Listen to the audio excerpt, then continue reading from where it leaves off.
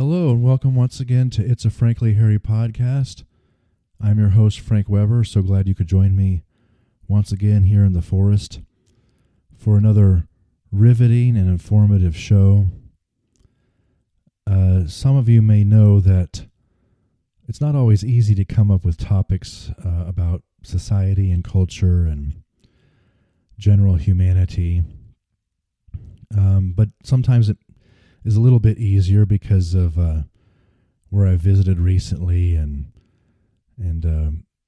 makes it a little bit easier to come up with material for the show. And I'm going to tell you a little bit about the weekend that I just spent with my wife in Dallas. We went to the state fair, but we also observed some other things outside the state fair, and all of that, I promise you, is a good backdrop for observing human behavior. And so let me go ahead and get into it today. The State Fair of Texas always holds a special place in my heart. We went on day number 23 of 24, since it's open 24 days of the year. It truly is, I believe, the most Texan place on earth for at least those 24 days. Now, outside of that, I'm not sure.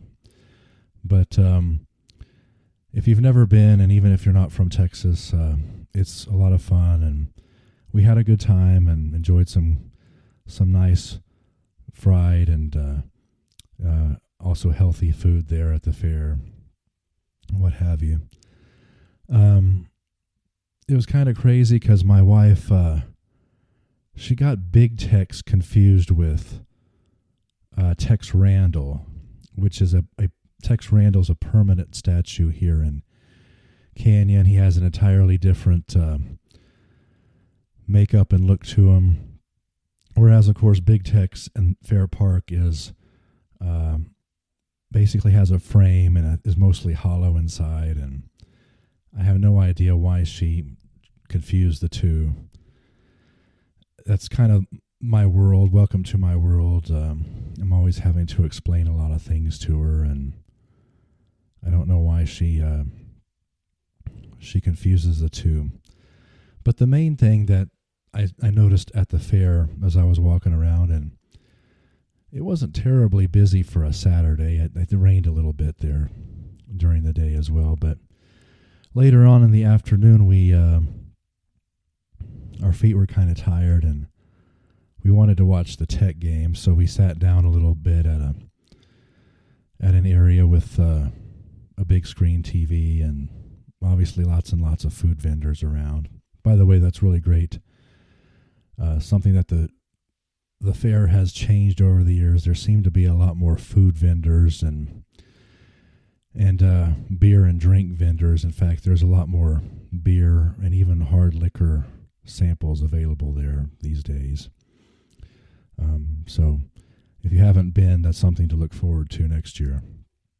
But anyway, we sat down in this little open area with picnic tables and a big screen, and we sat down at this picnic table. There was an older guy watching the Tech and ASU game there by himself, and my wife asked him first, like, is it okay if I sit here in front or kind of in front to watch the game? And he's like, oh yeah, sure. And then I came over and asked him the same question, and I'm wearing a Tech hat, and he said, oh yeah, it's okay. But then he kind of like gave me this weird look and this nod, like he didn't like Texas Tech, or he didn't like me. And I became immediately annoyed because, like, obviously he can root for whoever he wants to. I don't have any problem with that. In fact, I have a lot of respect for Arizona State, who we were playing. I've been to that campus or near that campus. It's like Tech in that it's quite large, and there's a lot of scenery there, and they have a pretty good football team. But we sat there for, I don't know, a quarter and a half or so, and this guy was always rooting for Arizona State, and he's not wearing any team paraphernalia or anything. So I don't know if he was a fan of the Sun Devils or maybe a Longhorn or an Aggie fan or something, but I don't know. I got this weird vibe from this guy. And then later, one of his friends or family members came over, and because he apparently didn't go to a show or an exhibit that they went to at the fair, and the second guy said, "Hey, you missed this, this nice exhibit and whatnot." But this old codger who's sitting there rooting against Tech, was just like, didn't care, and I don't know. The whole thing was just really weird. And as you listen to this, you might think, why am I griping and bitching about this? I mean, he can do whatever he wants to and all that, but I just have this sixth sense and this gut feeling that there was just something really off about this dude, and just a real old fart and somebody who didn't want to get along with anybody, I guess. But he left the viewing area before we did, and I was very disappointed in that game, by the way. I didn't get to see a ton of it, but there was obviously something awry with Tech on Saturday, and that's one of my criticisms of the coaching staff here now in its fourth year, or the head coach anyway, is sometimes I think they don't have the best game plan or the best, possibly the best preparation. And we lost to another good team, but I missed the part where apparently we took the lead late and yet couldn't hold on to the lead with a short time to go. So I have no idea what happened there. I haven't watched the tape yet because I'm back home and doing a bunch of stuff, but it was always great being at the fair. They didn't always, as a younger person, they didn't always change things up a lot from year to year. And I already told you that they have more food and more free alcohol now than I think they've ever had before. And of course, they still have the nice, butter statue inside, and they even had this nice sundress that was made out of Whataburger wrappers and French fry containers and bags. It was really something else. Should have taken a picture of it. I think my brother would have been amused by that. But anyway, we had a great time there. What else can I tell you about that? We went on the day that they had a women's soccer match, and I kind of thought that was a little out of place for the fair, especially since football has been king there. There's, at least the two annual football games, and they used to sometimes have big concerts there at the Cotton Bowl, and sometimes during the fair. And I don't know, soccer seems kind of out of place to me, but I know some other fans probably liked it. We didn't go in and see that, but we did go to the rodeo and looked at the animals and ate corn dogs and all that. So really great experience. Hope to go again next year. It's everything it's cracked up to be and more for the State Fair of Texas. So I just wanted to say that real quickly. The other commentary that I wanted to say is, and by the way, we should be kind of grateful that we didn't run across any No Kings protesters on Saturday. That's the craziest thing to me. If we had a real king in this country, it's very likely you wouldn't be able to protest. And I get the point of just the guy watching the football game or somebody with a different political or social view than myself. You have every right to believe that and do what you want to do. But when people exaggerate things and take them out of context, and it becomes quickly untruthful, and I think we have a real issue on our hands. So Anyway, we were fortunate enough to avoid them. Apparently, there was some protest somewhere in Dallas, but not at Fair Park. Thank goodness. So, the other thing that I want to talk about occasionally on this show, I will talk about. Well, I haven't talked about them in a while. I don't believe. I talk sometimes about traffic pet peeves, which I have a lot of, and Dallas is a great testing ground for these theories, for those of you who have been there. So, before and after the fair, and even the next morning since we stayed overnight, I'm not going to talk about red left turn arrows where I think there's an interpretation problem. Those came about after a few years after I took driver's ed, and to me, stop means stop, whether it's a solid red light or a red arrow. Some people think that they should be able to turn on those. I don't believe you can in Texas, but I can understand the reason for the confusion.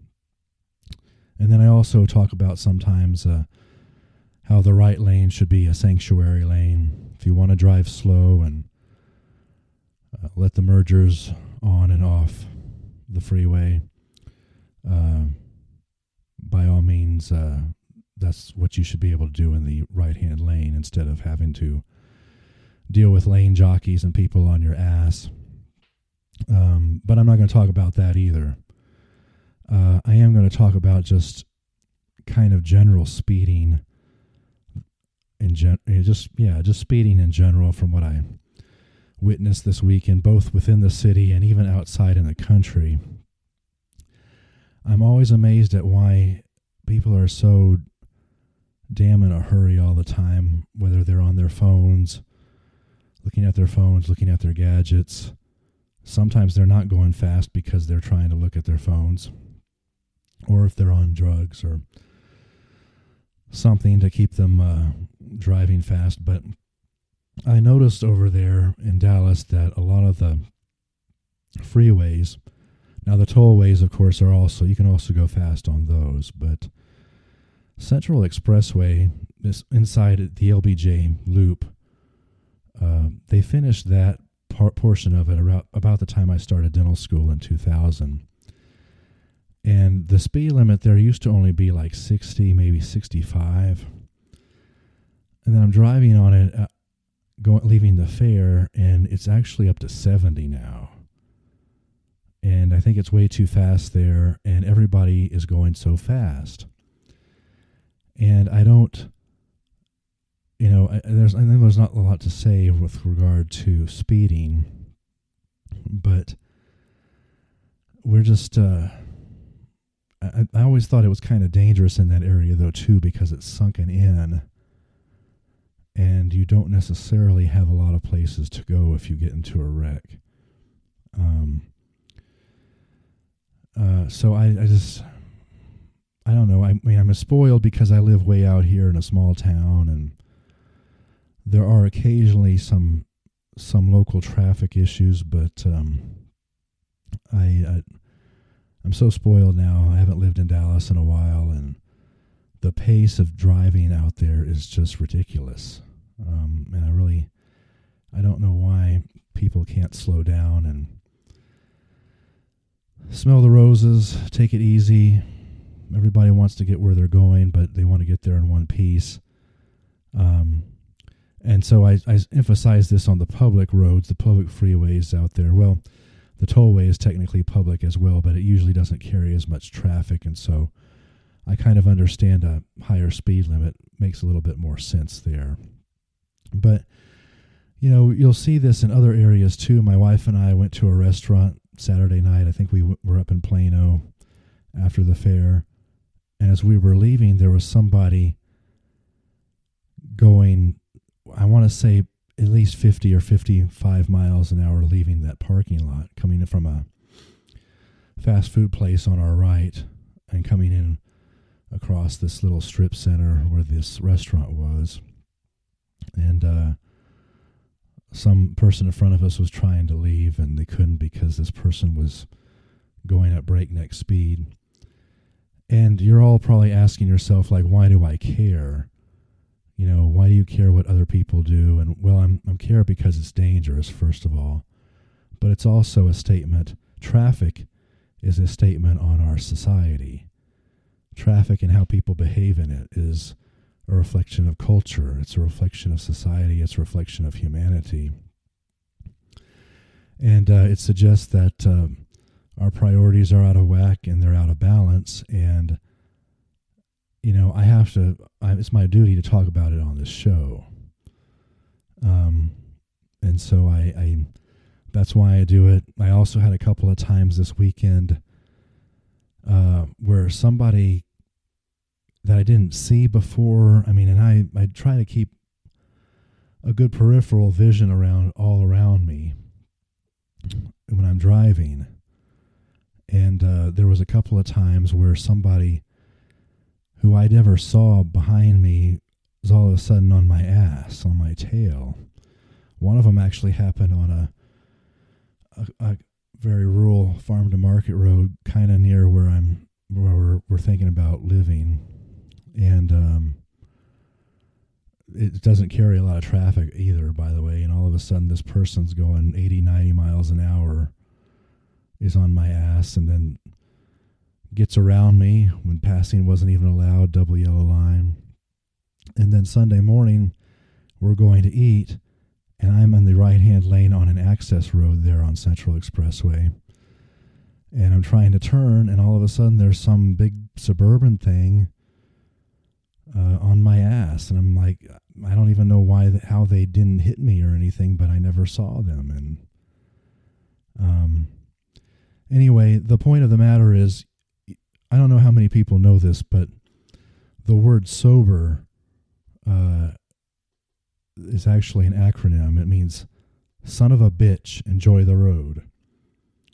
And that's actually a little joke. It means slow on the bottle, enjoy the road. But that's the same thing people should be using when it comes to excessive speed and rushing around and wondering what it's all for. If you can't relax and enjoy the drive and enjoy life. I know we all have things to do and places to go and everything, but son of a bitch, enjoy the road. Or if you're a woman, just bitch, enjoy the road. So that's my big pet peeve there. With that being in Dallas this weekend, and I don't know, that's just insane. I don't know how I lived there. The few years that I did in the early 2000s, I would tell you that it was getting bad then with the speed and the traffic, but it can't be anything like it is now. It just seems like so much worse. But anyway, all of that is a reflection on us, and if we can't recognize that, and we can't try to make the world a little bit better place for us, then I don't know how much hope we actually have. One last thing I wanted to tell you before I go with this show today, one more traffic pet peeve. Now, if I'm way out in the country on a highway, and I notice a lot of issues out there as well, people not maintaining constant speed. You pass somebody up, and then they wind up passing you again later, and because they got off the road, or because they're just being crazy, and who knows what. You're trying to pass a truck, and then they're on your ass, and I can only move so fast, and trying to get around this truck, and sometimes they don't understand that or whatever. I have a question for everybody out there. But when I was first learning how to drive, Texas, in the country especially, has a lot of roads like this, but there's a nifty feature that comes standard in cars nowadays called cruise control. It's been around for a while. I thought it was the greatest invention since the colloquial sliced bread, and it works great when you're out in the middle of nowhere on a highway traveling a long distance. And I have to wonder, does anybody ever use their fucking cruise control anymore? I mean, it's like they can't maintain speed because they're on their fucking phone, or they're distracted with kids or watching TV. I don't know. I'm at a loss as to why I can't slow down and enjoy the road. Slow on the bottle, enjoy the road is actually the correct term. Because they're always on my ass, or I'm always trying to avoid them. My wife got into an accident a couple of weeks ago because of an 18-wheeler. Don't really know what that was about, but it may have a similar origin story. She's okay, and her car is actually okay, but it's been kind of an ordeal for us, and especially for me, because I hear about it all the time. But why doesn't everybody just stay in their lane and use their cruise control? And if you need to go around somebody, safely do it. But nobody is doing anything of what they should be doing anymore. And that's a reflection on us. It's a reflection on priority, reflection on balance. So, anyway, that's kind of a long commentary on these things, but I thank you for listening to me. And I will tell you, I don't know if changes are coming soon for this show. I was able to use for a school assignment a platform called Riverside, and that where my brother and I did a video interview with one another. And if I can get some people on this show, that may be the way to go in the future. Just a little teaser there. Hopefully I can get that going here pretty soon. I'm going to stay pretty busy, and hope you enjoy this show each and every week. But I'm going to go ahead and sign off from here for now, and hopefully I gave you a little bit of an entertainment here today, and something to think about. I mean, there's a lot of things that distract us, keep us from being the people we were created to be, and the people to enjoy this world and enjoy this life and all the blessing here. And driving around, speeding around, being discourteous in traffic and all that, that's not us. And so anyway, I hope you like the show. Sharing is caring. Please share it with everybody you come to. Hit the subscribe button. We'd love to hear your comments, direct messages, and so forth. So until next time, this is Frank Weber signing off from It's a Frankly Hairy podcast. Signing off from the forest. We'll see you again next week in the forest. Thank you. Love you. Bye.